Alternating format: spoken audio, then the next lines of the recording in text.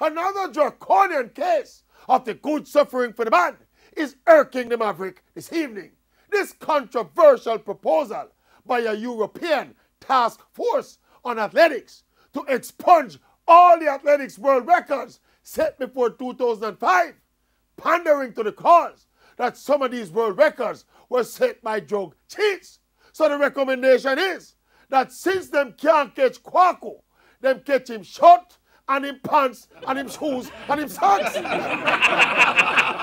Now this is heights and heights and heights of injustice for the clean athletes who will have them good record taken away forever, which is absolutely ridiculous because really and truly there are perhaps 3 or 4 records on the books that are highly suspicious, and we can name them: Flo Jo's 100 and 200 and the 400 record by Marita Koch. Outside of those, every other world record come with that tolerable level of suspicion.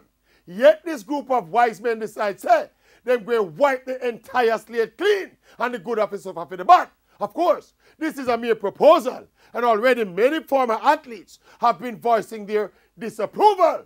But my argument continues to be, them cannot prove decisively that athlete X record and athlete Y record resulted from illegal drug use. So me say, them will leave all of the record them alone.